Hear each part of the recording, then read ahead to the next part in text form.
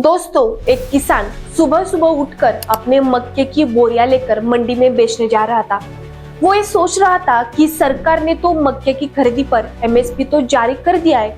कुल एमएसपी 2400 रुपए है, तो कम से कम हाथ में 2000 रुपए तो आएंगे ही। यही सोचकर मन ही मन खुश होकर मंडी में जाता है। बोरी लेकर व्यापारी के पास जाता है तो व्यापारी कहता है, भैया बाजार में मक्के के भाव गिर चुके हैं। एमएसपी सिर्फ कागजों पर ही है। फिलहाल मक्के के भाव 1100 से ऊपर नहीं जा रहे। मक्का बेचना है तो बेचो, वरना यहाँ से चले जाओ।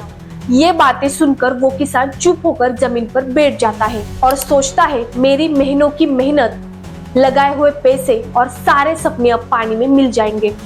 लगा था कि सरकार इस बार साथ देगी, पर सरकार ने भी मुंह फेर लिया। अब क्या होगा?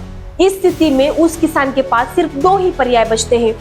एक तो वो अपनी फसल कम दाम में व्यापारी को बेचे और दूसरी बाजार में भाव बढ़ने तक इंतजार करे। बाजार में मक्के की कीमतें गिरकर एमएसपी तो छोड़िए, लागत तक नहीं निकल रही। इसके पीछे वजह क्या है और जिम्मेदार कौन है, जानते हैं इस वीडियो के माध्यम से।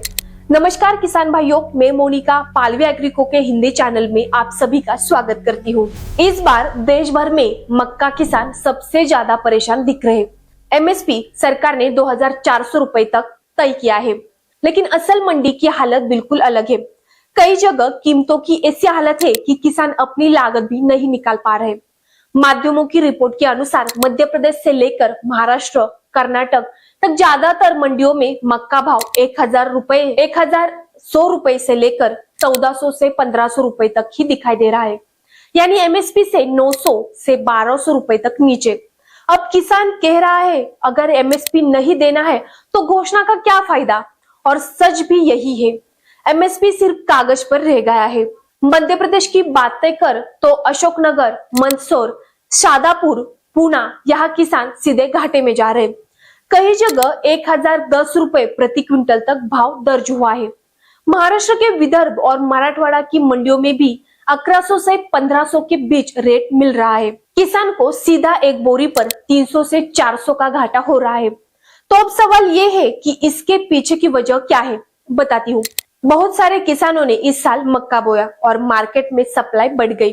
दूसरी तरफ डिमांड उतनी नहीं बढ़ी। पोल्ट्री फीड वाले भी धीरे धीरे खरीदी कर रहे और इथेनॉल प्लांट्स में चावल का इस्तेमाल ज्यादा होने लगा है, यानी सप्लाई अधिक, डिमांड कम और कीमतें नीचे, ऐसी स्थिति हो गई है।